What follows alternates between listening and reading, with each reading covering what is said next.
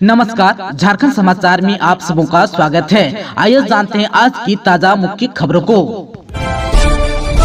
झारखंड के सीएम हेमंत सोरेन 15 दिसंबर को आएंगे खूंटी। सरकार आपके द्वार कार्यक्रम में विकास योजना का देंगे तोहफा। आपकी योजना आपकी सरकार आपके द्वार कार्यक्रम के तहत 15 दिसंबर को मुख्यमंत्री हेमंत सोरेन खूंटी आएंगे। खूंटी के स्थानीय कचहरी मैदान में आयोजित कार्यक्रम में हिस्सा लेंगे। कार्यक्रम को सफल बनाने के उद्देश्य से सोमवार को समाहरणालय सभागार में उपायुक्त लोकेश मिश्र की अध्यक्षता में बैठक हुई। बैठक में उपायुक्त ने कहा कि मुख्यमंत्री के कार्यक्रम को लेकर सारी व्यवस्थाओं को दुरुस्त और सुदृढ़ किया जा रहा है। इसके लिए सभी विभाग अपनी अपनी तैयारियां पहले ही पूरा कर लें। सभी विभाग आपस में तालमेल बनाकर कार्य करें। उन्होंने अधिकारियों को कार्यक्रम को सफल बनाने का निर्देश भी दिया। खूंटी के उपायुक्त लोकेश मिश्र ने कार्यक्रम स्थल कचहरी मैदान की साफ सफाई सुनिश्चित करने का निर्देश दिया। अतिथियों के बैठने, लाभुक एवं अन्य लोगों के लिए समुचित व्यवस्था करने का निर्देश भी दिया। कार्यक्रम स्थल पर बुनियादी सुविधाएं मुहैया कराने के लिए कहा। इसके अलावा यातायात, हेलीपैड सहित अन्य व्यवस्थाएं करने का निर्देश भी दिया। मौके पर डीडीसी नीतीश कुमार सिंह, परियोजना निदेशक ITDA संजय भगत सहित अन्य लोग उपस्थित थे।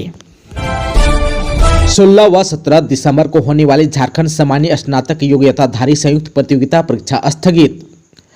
JSSC की ओर से 16 व 17 दिसंबर को होने वाली झारखंड सामान्य स्नातक योग्यताधारी संयुक्त प्रतियोगिता परीक्षा 2023 स्थगित कर दी गई है। इनके कारण सोमवार को झारखंड कर्मचारी चयन आयोग ने नोटिस जारी किया है। इससे छात्रों में काफी निराशा है। परीक्षा के ठीक पहले JSSC ने ये सूचना जारी की है।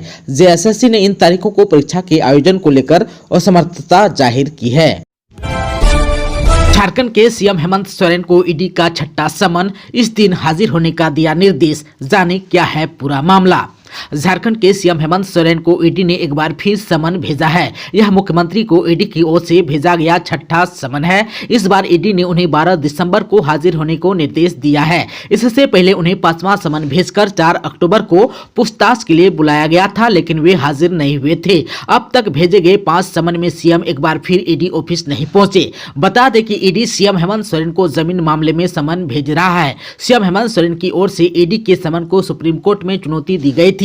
सुप्रीम कोर्ट के निर्देश पर उन्होंने हाईकोर्ट में रिट याचिका दायर की है और ईडी के समन को निरस्त करने के आग्रह भी किया है। लेकिन सुप्रीम कोर्ट के बाद झारखंड हाईकोर्ट से भी सीएम हेमंत सोरेन को बड़ा झटका लगा। झारखंड हाईकोर्ट ने सीएम की ओर से दायर क्रिमिनल रिट याचिका को खारिज कर दी है। अदालत ने कहा कि यह याचिका सुनने लायक नहीं है। बिना देर किए ईडी के सवालों का जवाब दे मुख्यमंत्री हेमंत सोरेन, बाबूलाल मरांडी ने कहा। मुख्यमंत्री हेमंत सोरेन को ईडी के छठे समन को लेकर भाजपा के प्रदेश अध्यक्ष बाबूलाल मरांडी ने निशाना साधा। मरांडी ने कहा कि अब पानी सिर के ऊपर बहने लगा है, इसलिए मुख्यमंत्री सोरेन को सलाह है कि वे बिना देर किए ईडी द्वारा जारी छठे समन का सामना करें और बिना देर किए ईडी के सवालों का जवाब देना चाहिए। मरांडी ने सोमवार को कहा कि यदि राज्य का मुख्यमंत्री कानून का पालन नहीं करेगा तो फिर आम आदमी से इस संबंध में उम्मीद नहीं की जा सकती। उन्होंने कहा कि मुख्यमंत्री बार बार मीडिया के सामने अपने को बेदाग बताता है, तो फिर इस भ्रम को दूर करने का उनको ईडी बार बार अवसर दे रही है। उन्हें ईडी कार्यालय में जाकर अपना पक्ष विस्तार से रखना चाहिए। उन्होंने कहा कि जो कानून को हाथ में लेता है उसे ठेंगा दिखाता है, उसके साथ वैसा ही व्यवहार होना चाहिए। उन्होंने राज्यपाल से अनुरोध करते हुए कहा कि मुख्यमंत्री कानून का पालन नहीं करते तो सख्त कदम उठाते हुए मुख्यमंत्री को बर्खास्त करना चाहिए। मंत्री आलमगीर आलम पहुंचे पाकुड़। धीरज साहू मामले में कहा, भाजपा का काम ही है कांग्रेस के खिलाफ बोलना। ग्रामीण विकास मंत्री आलमगीर आलम ने रविवार की शाम को कांग्रेस कार्यालय पाकुड़ पहुंचकर कार्यकर्ताओं से मुलाकात की। साथ ही कार्यकर्ताओं को संगठन की मजबूती को लेकर आवश्यक निर्देश भी दिए। मंत्री आलमगीर आलम के समक्ष अन्य पार्टी छोड़कर कई कार्यकर्ताओं ने कांग्रेस की सदस्यता ली। इस अवसर पर उन्होंने कहा कि लोग कांग्रेस की विचारधारा से प्रभावित होकर पार्टी में शामिल हो रहे हैं। कांग्रेस पर लोगों का विश्वास बढ़ा है। वहीं उन्होंने कार्यकर्ताओं को लोगों की समस्याओं से रूबरू होते हुए उनकी समस्याओं के समाधान करने का निर्देश दिया। उन्होंने कार्यकर्ताओं को सरकार की योजनाओं के बारे में लोगों को जागरूक करते हुए योजनाओं का लाभ दिलाने की भी बात कही। साथ ही उन्होंने कांग्रेस की विचारधाराओं को जन जन तक पहुंचाने का आवश्यक निर्देश दिया। उन्होंने कांग्रेस के राज्यसभा सांसद धीरज साहू के मामले में कहा कि वे बहुत बड़े बिजनेसमैन हैं। उनका एक नहीं कई स्टेट में बिजनेस चल रहा है, जबकि IT अपना काम कर रही है। कांग्रेस किसी का बचाव नहीं कर रही है, कानून अपना काम कर रहा है। आधिकारिक तौर पर हमें किसी प्रकार की जानकारी नहीं है, अखबार के माध्यम से ही जानकारी मिल रही है। कहा कि भाजपा का काम है कांग्रेस के खिलाफ बोलना। कांग्रेस का नाम धीरज साहू के साथ जुड़ा है, इसलिए उनका नाम कुछ ज्यादा ही उछाला जा रहा है। उपराष्ट्रपति जगदीप धनखड़ ने कहा कि कानून से अब कोई नहीं बच सकता। धनबाद IIT ISM के छात्रों को दिया होमवर्क। भारत के उपराष्ट्रपति जगदीप धनखड़ ने कहा कि देश का इकोसिस्टम पूरी तरह से साफ है। देश में भ्रष्टाचार के लिए कोई स्थान नहीं है। भ्रष्टाचारी के मददगारों की भी अब खैर नहीं है। पहले भ्रष्टाचारी सोचते थे कि हम कानून से ऊपर हैं, हम तक कानून कैसे पहुंचेगा, लेकिन अब कानून से कोई नहीं बच पाएगा। उपराष्ट्रपति ने ये बातें धनबाद के IIT ISM में 43वें दीक्षांत समारोह को संबोधित करते हुए कही। उन्होंने वहां मौजूद छात्रों को भी एक होमवर्क दिया। उपराष्ट्रपति ने कहा कि टेक्नोलॉजी के छात्र होने के नाते एक ऐसी मशीन बनानी चाहिए जिससे नोटों की गिनती तेजी से की जा सके, जिससे आगे भ्रष्टाचारियों के पास से प्राप्त धन की गिनती करने में अधिकारियों को परेशानी का सामना नहीं करना पड़े। बता दें कि झारखंड राज्य के गठन बाद ये पहला मौका था जब किसी उपराष्ट्रपति का आगमन धनबाद में हुआ था। इससे पहले वर्ष 2014 में यहां आयोजित दीक्षांत समारोह में देश के तत्कालीन राष्ट्रपति प्रणब मुखर्जी आए। इस कार्यक्रम में राज्यपाल, राज्य के स्वास्थ्य मंत्री बन्ना गुप्ता सहित कई बड़े राजनेता मौजूद थे। झारखंड के CM हेमंत सोरेन ने आपकी योजना, आपकी सरकार, आपके द्वार कार्यक्रम में केंद्र सरकार व बीजेपी पर साधा निशाना। झारखंड के मुख्यमंत्री हेमंत सोरेन ने सोमवार को बोकारो जिला की चास प्रखंड स्थित उत्क्रमित उच्च विद्यालय सोनाबाद में आयोजित कार्यक्रम में कहा कि 1,36,000 करोड़ रुपए केंद्र सरकार पर बकाया है। यदि हमारी राशि मिली होती तो हम दुगुने पेंशन देते। आपकी योजना, आपकी सरकार, आपके द्वार कार्यक्रम को संबोधित करते हुए CM हेमंत सोरेन ने कहा कि झारखंड में जब से हमारी सरकार वजूद में आई है, हम यहाँ के आदिवासी मूलवासी के हक और अधिकार को संरक्षित करने के लिए प्रतिबद्धता के साथ कार्य कर रहे हैं। हमारी सरकार ने आदिवासी मूलवासी के हक अधिकार के लिए विधानसभा से 1932 आधारित नियोजन नीति पारित कराया, लेकिन जानबूझकर इसमें कानूनी अड़चन लगा दिया गया। परंतु 1932 आधारित नियोजन नीति के लिए हमारा प्रयास जारी रहेगा। मैंने पेंशन के लिए कानून बनाया। पहले 15 लाख लोगों को पेंशन मिल रही थी। मेरी सरकार ने 2.5 साल में 37 लाख लोगों को पेंशन दी। हमारे विरोधी ने 8 लाख किसानों को KCC दिया। मेरी सरकार 3 वर्षों में 23 लाख किसानों को KCC दिया। उन्होंने कहा कि 3 सालों में ऐतिहासिक विकास हुआ है। इससे पूर्व विनोद बिहारी महतो स्टेडियम सोनाबाद में बने अस्थायी हेलीपैड पर उपायुक्त कुलदीप चौधरी एवं पुलिस अधीक्षक प्रियदर्शी आलोक के द्वारा मुख्यमंत्री को पुष्पगुच्छ देकर स्वागत भी किया गया। इसके बाद पुलिस के जवानों द्वारा गार्ड ऑफ ऑनर भी दिया गया। झारखंड के राज्यपाल CP राधाकृष्णन बोले, विकसित भारत का लक्ष्य पूरा करने के लिए करनी होगी कड़ी मेहनत।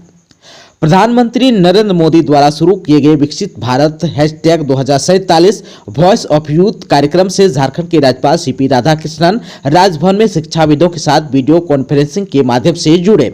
इस कार्यक्रम में राज्य के विभिन्न विश्वविद्यालयों के कुलपति, शैक्षणिक संस्थानों के प्रमुख, शिक्षाविद एवं अन्य गणमान्य लोग उपस्थित थे। राज्यपाल CP राधाकृष्णन ने कहा कि विकसित भारत के लक्ष्य को पूरा करने के लिए हम सभी को कड़ी मेहनत करने की आवश्यकता है। प्रधानमंत्री नरेंद्र मोदी के प्रयास से भारत आज दुनिया की 5वीं सबसे बड़ी अर्थव्यवस्था है और तीसरी सबसे बड़ी अर्थव्यवस्था वाला देश बनने की ओर अग्रसर है। प्रधानमंत्री निरंतर प्रयासरत है कि इस देश का प्रत्येक व्यक्ति आर्थिक रूप से समृद्ध हो। अमृत काल में भारत कई मोर्चों पर तेजी से प्रगति कर रहा है। समग्र शिक्षा जैसी योजनाओं के तहत बुनियादी ढांचे का व्यापक विस्तार भी किया गया है। तेलंगाना के व्यक्ति से ठगी करने वाले बिहार के 3 साइबर अपराधियों को लातेहार पुलिस ने धर दबोचा। लातेहार पुलिस ने शहर के चंदनडी मोहल्ले से 3 साइबर अपराधियों को गिरफ्तार कर जेल भेज दिया है। इनमें छोटू कुमार 24 वर्ष, आनंद कुमार 20 वर्ष एवं सुलचंद कुमार 24 वर्ष थाना गंगटी शेखपुरा बिहार शामिल हैं। ये लातेहार में बैठकर तेलंगाना समेत अन्य राज्यों के लोगों को ठगी का शिकार बनाते थे। बिहार के इन साइबर अपराधियों की करतूत की खबर मिलते ही इन्हें गिरफ्तार कर लिया गया। यह जानकारी लातेहार के पुलिस अधीक्षक अंजनी अंजन ने सोमवार को आयोजित प्रेस कॉन्फ्रेंस में दी।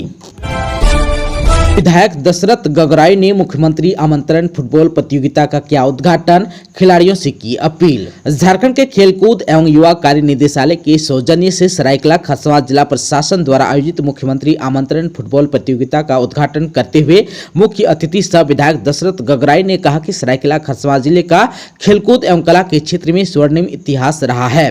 खेल प्रतिभाओं को तराशने के लिए सहायक खेल योजना, पोटो हो खेल विकास योजना, मुख्यमंत्री आमंत्रण कप फुटबॉल जैसी कई योजनाएं सरकार द्वारा चलाई जा रही है। खरसावां के अर्जुना स्टेडियम में सोमवार पुरुष वर्ग की प्रतियोगिताओं का उन्होंने उद्घाटन किया। उन्होंने खिलाड़ियों से बेहतर प्रदर्शन करने के लिए मेहनत करने की अपील की। आज यानी कि मंगलवार को मुख्यमंत्री आमंत्रण फुटबॉल प्रतियोगिता के तहत जिले के 9 प्रखंडों की महिला वर्ग की प्रतियोगिता आयोजित की गई है। संसद में गुंजा धीरज साहू के ठिकानों से मिले नोटों के भंडार का मामला, झारखंड सरकार को बर्खास्त करने की उठी मांग। झारखंड के कांग्रेस सांसद धीरज साहू के ठिकानों से मिले नोटों के अकूत भंडार का मामला सोमवार यानी कि 11 दिसंबर को संसद में गूंजा। रांची के सांसद संजय सेठ ने लोकसभा में इस मुद्दे को उठाया। कांग्रेस पार्टी के राज्यसभा सांसद के ठिकानों से करीब 350 करोड़ रुपए नकद मिलने के बाद उन्होंने झारखंड सरकार को बर्खास्त करने की मांग की है। जैसे ही संजय सेठ ने यह सवाल उठाया, संसद में हंगामा हो गया। सत्ता पक्ष के सदस्यों ने राहुल गांधी और सोनिया गांधी से जवाब मांगना शुरू कर दिया। रांची के सांसद ने कहा कि यह सिर्फ नकदी की बरामदगी का मामला नहीं है, यह राष्ट्र की सुरक्षा से भी जुड़ा है। इतना ही नहीं, भारतीय जनता पार्टी की नेता ने झारखंड में प्रवर्तन निदेशालय के अधिकारियों की सुरक्षा से जुड़े सवाल भी संसद में पूछे। उन्होंने ईडी अफसरों को मिल रही धमकी और उनके खिलाफ रची जा रही साजिश पर सदन में चिंता जताई। भाजपा सांसद ने कहा कि खनिज संपदा से संपन्न झारखंड को कांग्रेस के सहयोग से चल रहे इंडी गठबंधन यानी कि INDIA सरकार ने भ्रष्टाचार की खदान बना दिया है। आप सबको बता दूं कि झारखंड में झारखंड मुक्ति मोर्चा, कांग्रेस और राष्ट्रीय जनता दल की सरकार है। अब झारखंड में आ गई कपाने वाली ठंड, अगले 2-3 दिनों में और गिरेगा पारा। राज्य में कड़ाके की ठंड पड़ने लगी है। सुबह और शाम के समय लोगों को घरों में दुबके रहने को मजबूर कर दिया है। पिछले 24 घंटे में चतरा और गुमला का न्यूनतम तापमान सबसे कम रिकॉर्ड किया गया। यहां दोनों जिलों का तापमान 7.5 डिग्री रिकॉर्ड किया गया, जबकि राजधानी रांची का तापमान 10 डिग्री सेल्सियस रहा। रांची मौसम विभाग के वैज्ञानिक अभिषेक आनंद ने बताया कि आने वाले 2-3 दिनों के दौरान तापमान में और गिरावट दर्ज की जाएगी। इस दौरान तापमान में 4 डिग्री तक की गिरावट होने की संभावना है, जिससे लोगों को ठंड का एहसास अधिक होगा। वहीं सुबह और शाम के वक्त कोहरा छाए रहने के कारण तापमान में नमी महसूस की जाएगी। रांची में 2 अलग-अलग जगहों से 2 शव हुआ है बरामद। कांके थाना क्षेत्र जुमार पुल के पास से एक वृद्ध का शव बरामद हुआ है। बता दें कि ठंड लगने से उसकी मौत हो गई है। पुलिस ने शव को कब्जे में लेकर पोस्टमार्टम के लिए भेज दिया। वहीं दूसरी ओर ओरमांझी में रेलवे ट्रैक पर एक युवक का शव बरामद हुआ। मामले की जानकारी पाकर पुलिस मौके पर पहुंची और शव को कब्जे में लेकर पोस्टमार्टम के लिए भेज दिया। आशंका है कि युवक की हत्या कर उसके शव को रेलवे ट्रैक के पास फेंक दिया गया होगा। फिलहाल पोस्टमार्टम रिपोर्ट आने का इंतजार है। वाराणसी रांची कोलकाता एक्सप्रेसवे झारखंड के कई शहरों से होकर गुजरेगी। वाराणसी रांची कोलकाता ग्रीनफील्ड 6 लेन एक्सप्रेसवे का झारखंड में करीब 210 किलोमीटर में निर्माण होना है। वहीं बिहार में करीब 159 किलोमीटर लंबाई में 7 पैकेज में निर्माण होना है।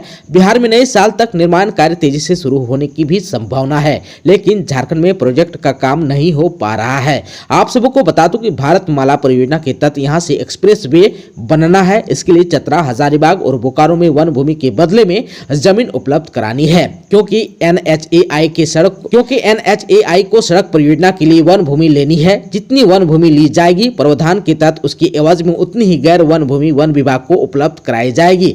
ऐसे में NHAI को राज्य सरकार गैर वन भूमि उपलब्ध कराएगी, लेकिन अभी तक यह प्रक्रिया पूरी नहीं हो सकी है। बताया जा रहा है कि इन 3 जिलों यानी कि चतरा, हजारीबाग और बोकारो में इसकी स्थिति बहुत ही अच्छी नहीं है। इस मामले को लेकर मुख्य सचिव के स्तर पर NHAI के अधिकारियों की बात भी हुई है। जल्द जमीन उपलब्ध कराने का आश्वासन भी मिला था। दोस्तों, अभी तक आपने चैनल को सब्सक्राइब नहीं किया है तो प्लीज चैनल को सब्सक्राइब कर बेल आइकन को प्रेस कर दीजिएगा, ताकि खबरों का अपडेट आपको मिलता रहेगा। इसके साथ ही आज के खबरों में बस इतना ही। हमें दीजिए इजाजत। नमस्कार।